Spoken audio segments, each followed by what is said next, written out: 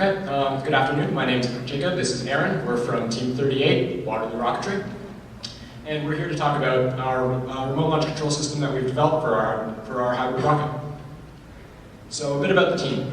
We're from the University of Waterloo in Ontario, Canada. We've got about 20 undergraduate students as team members, and we've been competing at IREC for the past 7 years.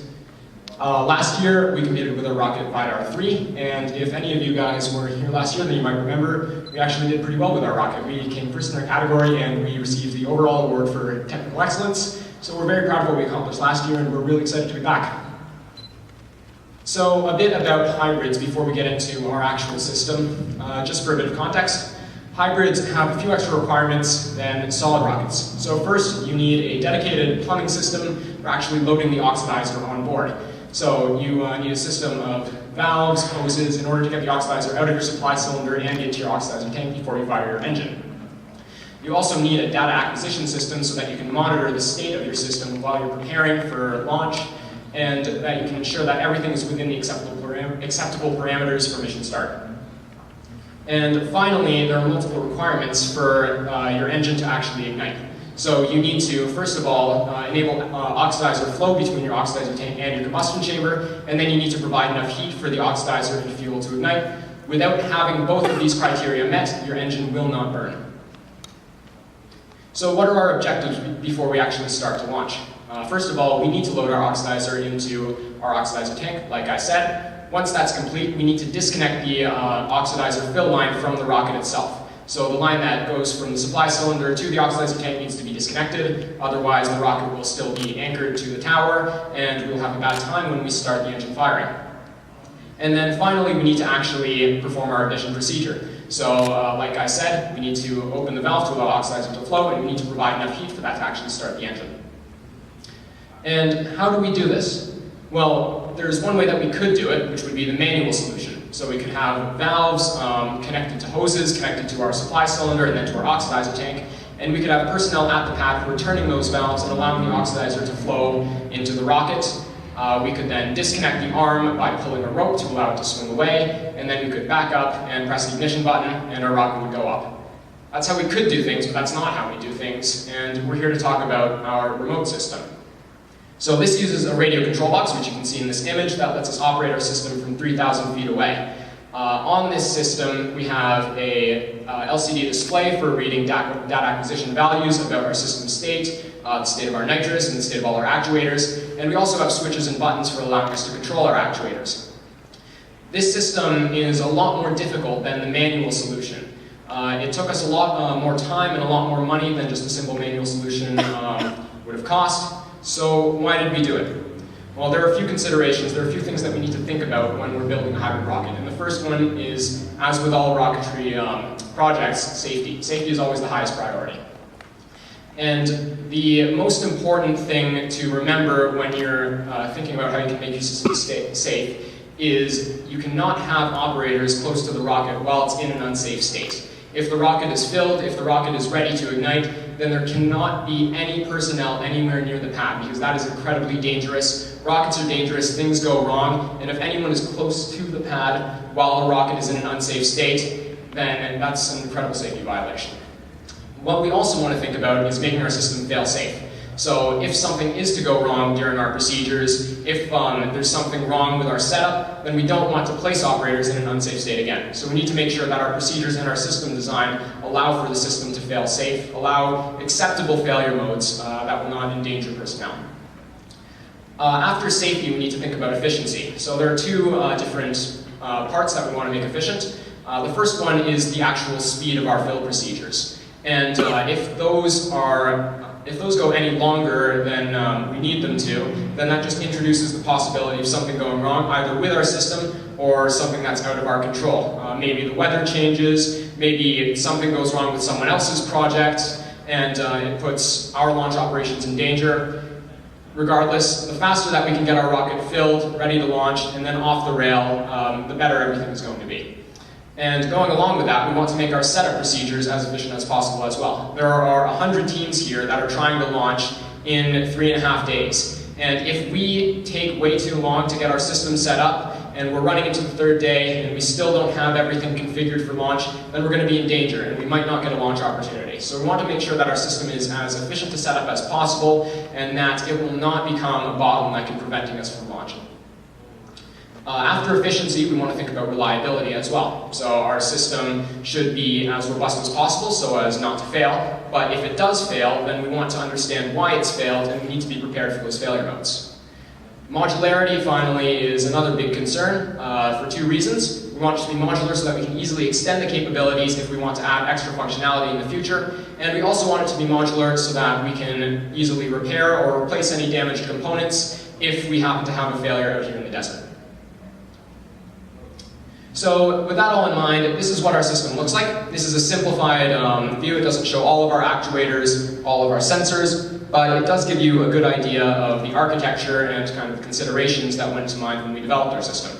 So you can see that we have kind of two major subsystems. We have the fill system, which consists of the supply cylinder and the immediate plumbing that allows oxidizer to flow towards the rest of the rocket. And then we have the rocket itself. And on the rocket, we have the oxidizer tank, which is full of oxidizer. We have a valve at the top for venting the tank. And then we have a valve at the bottom that allows the oxidizer to flow into the combustion chamber.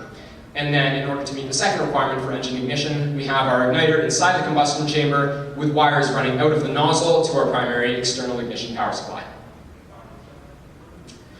Now, the procedures that we need to follow in order to launch our rocket are almost as important as the system that we need to operate.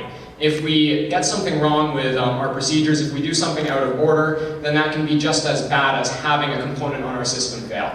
So we need to take a lot of effort to make sure that our procedures are well written, that we have proper abort procedures, and that we all understand exactly what we need to do in order to launch our rocket.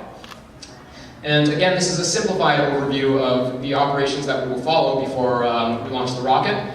But the big takeaway from this is that we want to minimize that first section, the manual procedures, as much as possible. We do not want operators to be close to the rocket for any extended period of time. So all that the operators are going to do manually is arm our avionics systems and then perform some initial checks of our fill system to make sure that all of our valves are in the correct state initially and that there is nothing obviously wrong with the plumbing. And then they will back away and we will conduct the rest of our pre-launch operations from 3,000 feet using our launch control system. So that involves actually filling the rocket, venting the fill lines, disconnecting the fill line from the rocket, and then finally sending that ignition signal. And as you can see, off of all of these steps, we have alternative process flows, we have abort procedures, which we will enact if anything goes wrong. So hopefully that gave you a bit of context into the system that we've developed, why we developed it, and kind of what the initial architecture is. I'm going to hand it over to Aaron now, and he'll give you a bit of deeper information into how we've actually implemented everything. Thank you, Jacob. Hi, I'm Aaron. I'm one of the technical leads on this project, and I'm here to dive a little bit deeper into some of the components that our system uses, how we chose those components, as well as some of the trade-offs that we made in order to accomplish our objectives while maintaining a level of safety and reliability that we were comfortable with. First things first, the most important actuators in our system are our valves. We have 4 of them, 2 of them, the ones you see here, being external to the rocket. These guys are industrial-grade electrically actuated ball valves, which are amazing for their high level of reliability, as well as their high aperture size. These are 1/4-inch ball valves, so they allow us to fill our rocket quite quickly. However, they do have some downsides, namely because of their high gear ratio, they're pretty heavy, as well as they have a long actuation time. They take about 3 or 4 seconds to open. Fortunately, we didn't actually care about any of that for the external valves, but there was one more major disadvantage we had to deal with. Unlike a solenoid valve, an electrically actuated ball valve does not return to a neutral or safe position when power is lost to them. They just kind of stay how they are. However, we still went with these components and we believe that they're the proper choice since they offer some advantages over solenoids. For example, they have higher aperture size, they are less cost, they draw less quiescent power as well as have lower heat output, which we felt was important for our nitrous supply. In addition to those valves, there are 2 valves inside the rocket, which had highly similar requirements in terms of reliability and high flow rate. However, we needed them to be much more compact and open and close much quicker. So what you see here is a CAD of a custom ball valve assembly that one of our members made. It uses a windshield wiper motor as well as a 1/2-inch ball valve and some gearing, which allows us to open and close this valve in less than half a second with the sufficient torque that we needed. This is the valve that sits directly above our injector, so the speed of its actuation directly correlates with the steepness of our thrust ramp and how fast our rocket is off the rail and how stable it is. So it was important that it met our criteria of fast opening time. There's a highly similar assembly that sits on top of our oxidizer tank that we use to vent the system in case of abort or during fill. Another actuator that we have is our fill disconnect system. So once our rocket is full, we have to disconnect the fill hose from the rocket. The solution we came up for this was a spring tensioned arm that holds a fill adapter into the rocket, which is held in by a strap that has a modified 2-ring release system, so it comes off when you pull a pin. We pull that pin with a linear actuator, which we found to be highly robust and reliable. And finally, the last actuator in our system, as Jacob mentioned, was our ignition system. So this includes 2 nichrome coils that are embedded in a puck of combustible material at the top of the oxidizer tank.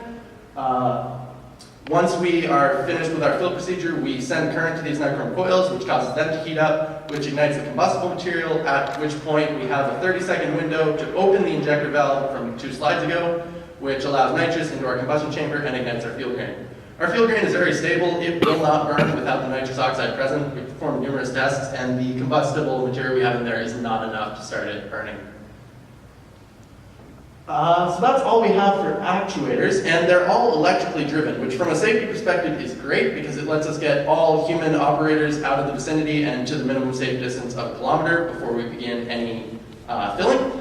However, this does introduce a blind spot. If we have no one watching the rocket very closely as it's filling, we could miss issues. So in order to counteract that, we have an array of sensors on our fill system that lets us monitor it as it's filling. The first piece of state we need to get from this fill DAC data acquisition system is the nitrous pressures. We measure the pressure of nitrous at our supply cylinder, in our fill lines, as well as in our combustion chamber. By having all 3 of these readings, we're able to detect leaks during fill, as well as determine whether or not we're safe to fly. If the nitrous pressure is too low, then we won't get a high enough thrust off the rail, and we could be in danger of unstable flight. And if the nitrous pressure is too high, then it's at risk of going supercritical, and also we are not safe to fly. By measuring the pressure at all 3, we're confident in the safety of our system, and we can abort early if we need to, as well as we can't disengage the fill adapter until the fill lines are depressurized, which is why we measure there. Another piece of state we needed was the state of all the valves at all times. So if you have the pressure on both sides of a valve, you can reason about whether or not it's open or closed. However, this only works once you have begun your fill procedure, and it relies on your pressure readings being reliable and stable. We weren't exactly comfortable with this, so we fitted all of our valves with limit switches that we pull and report back to the operators, so that we can be confident even before filling that all of the valves are in the state they should be. There is also, not pictured here, but there is a limit switch on the fill adapter I mentioned, so that we can be confident that it has disengaged from the rocket before we launch. I have no idea what would happen if we tried to launch while it was still in, but I don't actually want to find out. Bad times. Another piece of state we needed was the amount of nitrous that is loaded into our oxidizer tank. There are a couple of ways you can do this. I think the last presentation here did that. However, we went with what we thought was simplest, which was measuring the mass of the rocket at all times. So we have a load cell mounted underneath the rocket that takes all the weight, and we always know the weight of the rocket, so we can figure out how much knots we have. The final piece of state we needed was whether or not the ignition pucks were currently burning. Our first plan for this was to have temperature sensors mounted inside of the combustion chamber so we could tell when they got hot and that they were burning. However, we felt that this was too complicated, and if we were to implement it, we would have 8 wires running through our nozzle, which we also weren't comfortable with. So through testing, though, we discovered that we could get the exact same information by measuring the current through the ignition coils, since that varies as their temperature varies. So we monitor that and report it back to the operator as well, and we know when we are able to go for launch. So that's all of our sensors and actuators. The only other components that bear mentioning are what we use for controls and communication. All of our electronic control is done by an Arduino because they're ubiquitous, easy to deal with, have lots of third-party libraries, and are really nice. All of the communication is done by high-power 900 megahertz XBs that lots of other teams have talked about because they are awesome. And all of the actuator driving is done by a pair of relays, one for applying power and one for switching the polarity, which we can repeat for all of our actuators. So if we want to add more, we just slap in more relay boards that we custom design. And I believe that's all that bears mentioning in terms of components. So we have been working on this system in various forms for the last 2 years, and we're at a state that we're extremely comfortable with it. However, we do think there are some key takeaways that would be valuable to other teams who either currently have a hybrid or are looking at developing one in the future. The first of which is that hybrids are inherently dangerous once you begin filling them. Before that, they are much more stable than solid rockets, but as soon as there's nitrous present, it is a massive safety risk. So the best thing you can do is to get all of your human operators away from it as soon as possible. Once you have no one near the rocket, it's important for you to gather as much data about the state of it during fill as you can. This allows you to detect problems early, go for boards when it's still safe to do so, as well as tracking the progress of your fill. And finally, if you are designing a system to fill your rocket, it's important to keep it modular. We have had several components break during testing, and it is amazing to be able to just swap out a board, which saves you a lot of headaches in the long run. What just happened? I believe this is the thank you slide. I think you swapped out too far. I think so. Regardless, thank you, Aaron, and thank you. Go back one. Back up. Yeah, there we go. Thank you to all of our sponsors. Without our sponsors, this would not be possible. We owe a lot to the support that they have given us. Thank you to all of you for coming out and watching our presentation. I hope you found it interesting. I hope there were useful things to take away from it. We're very proud of the system that we've been working on for the past 2 years. So again, thank you for coming out, and we will gladly answer any questions. Yes? First of all, well done. Thank you. First, I've seen a really good emphasis on safety. Quick question on your fire control system. When you said you got 2 operators that go up to the vessel itself and arm it, do they take a key out of the fire control system or a jumper before they go up to the rocket motor? Yes, so we have, when the operators are at the pad, they're arming the avionics systems. Prior to that, the ignition leads for the motor are not connected to our system. The last step that they perform before they leave the pad is to connect those ignition leads. And at the same time, there is a key switch on our control box back at launch control. With that key switch disabled, we don't have any, none of the switches for actuators will do anything. We will only have data acquisition readings coming back from the pad. So that key switch is removed until the pad is completely empty and all of the operators are gone. Do you have a redundant key switch in case that one fails or breaks or something on your fire control? Do you have a backup key switch? As in 2 key switches in series so that both of them need to be engaged? No, I'm saying if your key gets lost, like one test they had at Green River, the key got put into sand, we couldn't find it. We do have 2 keys. One of them is initially kept with the box, the other is on my personal key ring. There you go. Well done. Very serious. Well done. Thank you. Any further questions? So where does the sensor data come back? It's displayed. You want to go back?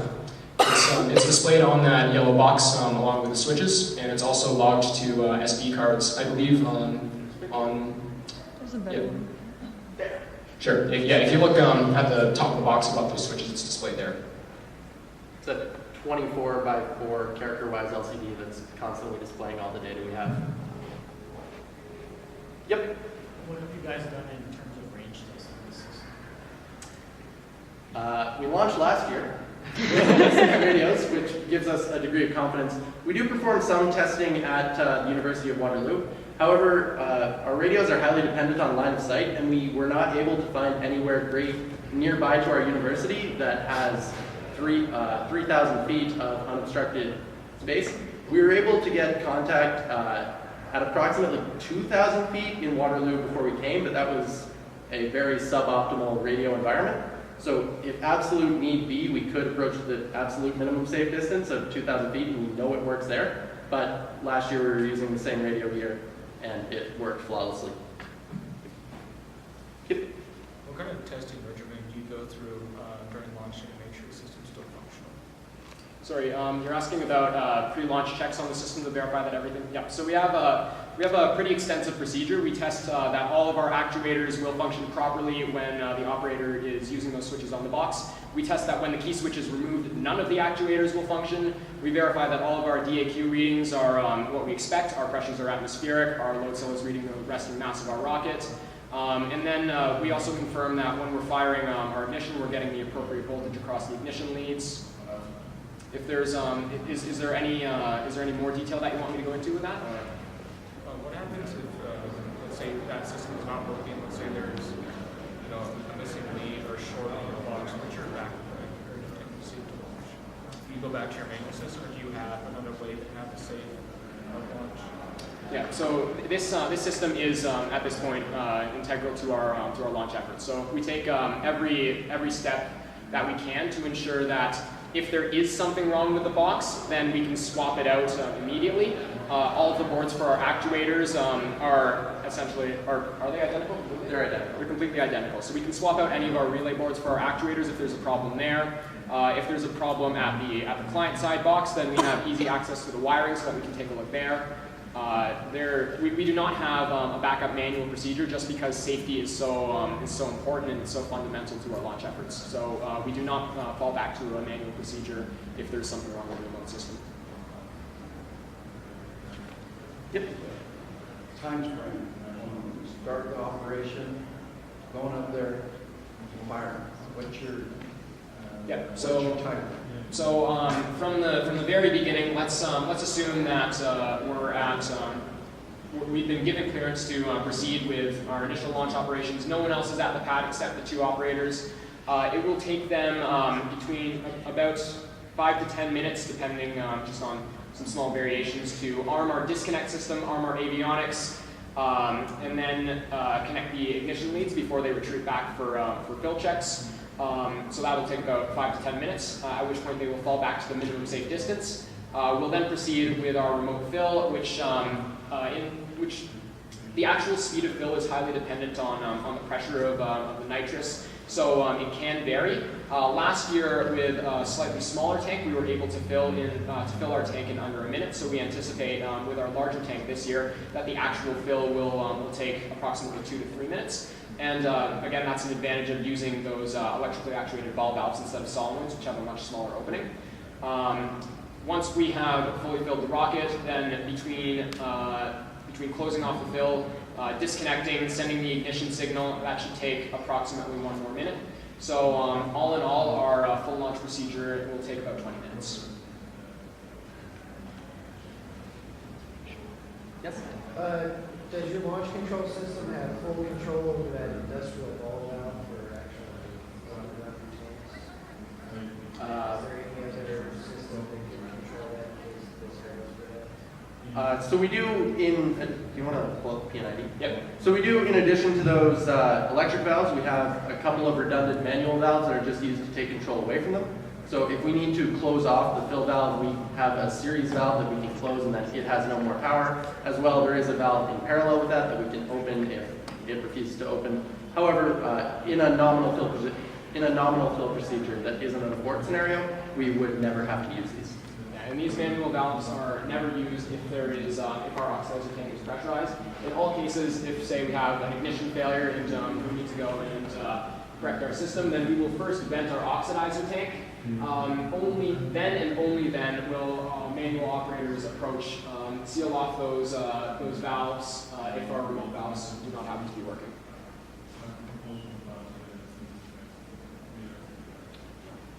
Any further questions? Thank you very much.